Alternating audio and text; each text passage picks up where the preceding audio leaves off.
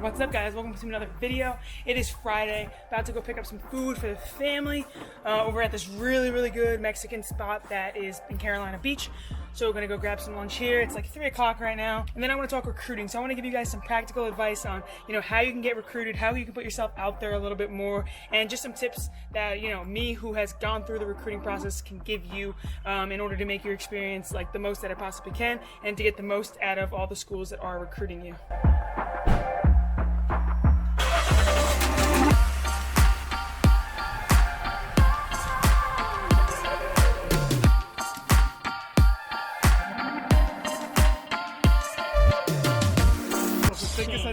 Yes. This is a Mexican spot in town that we used to eat at all the time, and we hadn't in a while, so we wanted to switch it up, try something new again. So that's my first piece of advice when it comes to recruiting and your recruiting process is don't be afraid to communicate and to talk to schools that you may not have heard of before, right? So smaller schools, bigger schools, schools that you might not be that familiar with, keep your options open. Never just shut down a school right away unless you're absolutely sure that it's not lining up with your ideals, but keep your options open and really get to know more schools than just the ones that you can think of off the top of your head, right? Because sometimes those schools that you've never heard of really want you, and you can learn a lot about them, and you find out that that is a school that you could really excel at. Be afraid of new schools, reaching out to new coaches, and really varying your options so that you put yourself in the best possible situation to have offers from as many schools as possible. Great day for some b-ball. Super nice out. Hoop up. Take you guys through a quick D1 basketball workout. This is a workout that they're doing at home during quarantine. It should only take you about 20-30 minutes tops. So all you're gonna need is one ball and a hoop. That's what we're gonna do. So I'm gonna take you guys through that. So whenever we're doing drills, we want to try and make it competitive, right? So that your players are going all out and that they can compete against each other, and there's always going to be a winner and a loser. So even in these drills that, they're doing them from their houses, they can compete amongst each other for time and for score. So for this first drill, it's going to be 5-spot shooting. So this is just going to be in the mid-range because I don't have that much space back here, but I'm going to do it from the mid-range. So you're going to go 5 spots. You got to make 5 shots from each spot. If you miss 2 in a row, though, you got to go back to the spot that you just started from before. So you're going to time yourself, see how fast you can do it, and not miss 2 in a row, because then you got to go back to that previous spot.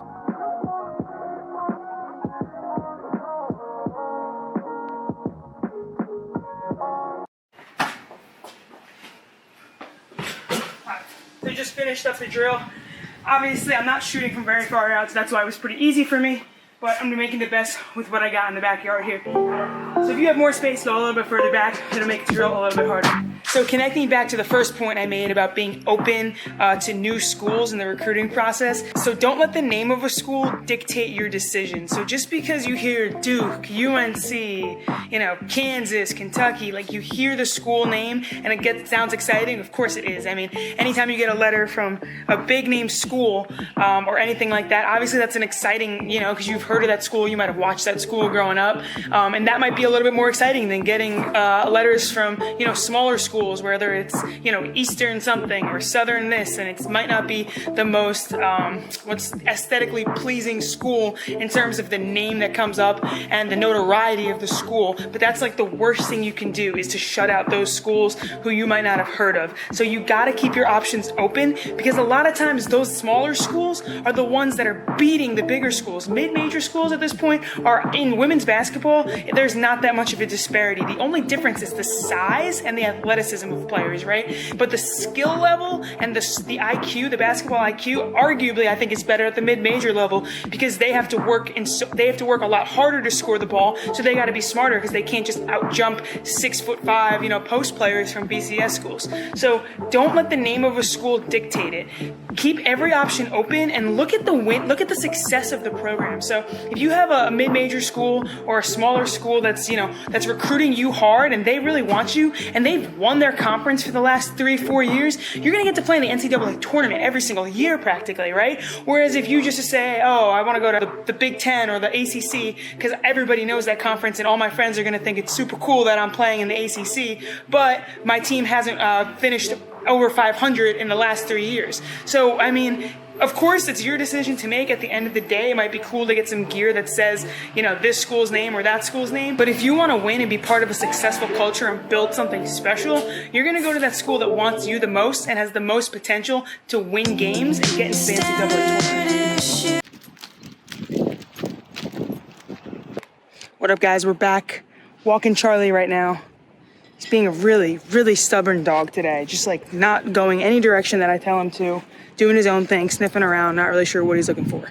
So another piece of advice. This one is huge. I'm actually mad that I kind of waited this far into the video to tell you guys about this one. But that is to make sure that you're communicating with not just one coach on the staff, but that you've heard from all of those coaches. Before you make that decision, you better have spoken to every single coach on that staff multiple times, not just one time, or you said hello, you know, on a visit and that's it, and they haven't really reached back out to you. Because the worst thing that you can do is to only have talked to one coach or have gotten attached to one particular coach on the staff and not really got familiar with the others. Because God forbid that staff gets fired or those coaches leave, or one coach leaves and the rest of them didn't really like your game to begin with, you're going to be shit out of luck. So that kind of is a learning experience for me. That's sort of what happened throughout my recruiting process. And obviously I ended up in the place that I needed to be, but I almost got, you know, lured into one school thinking, oh, I really, really love this coach.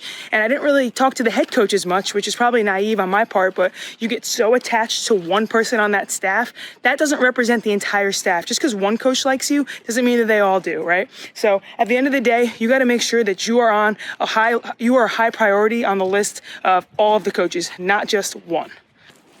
Oh my gosh, I don't know where he's going right now.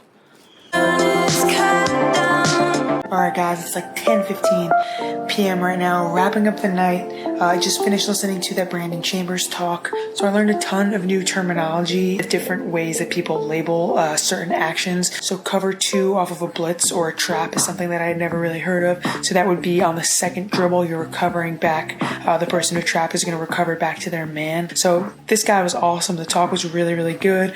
I learned what a fly switch was, which is something they do in the NBA, and it took me a little while to wrap my head around how that would work. But I think also listening to these talks is helping me like be able to picture things without having to write them down. And I think that's huge because you're not always going to have the opportunity to write something down in the moment. If a coach is talking to you or you're in the middle of a game, you have to be able to visually, picture the scenario. And I think actually listening to this and practicing doing that is really going to help me in the future. So yeah, that talk was awesome. Learned a ton in that one. And now I'm just editing up some stuff for tomorrow. Gonna start editing the morning routine vlog and then gonna get onto this one. I'm also looking at some stock charts. So yeah, I'm kind of getting into the stock market. So I'm just learning. I'm watching Eastern Michigan play Ball State. So just some random games here.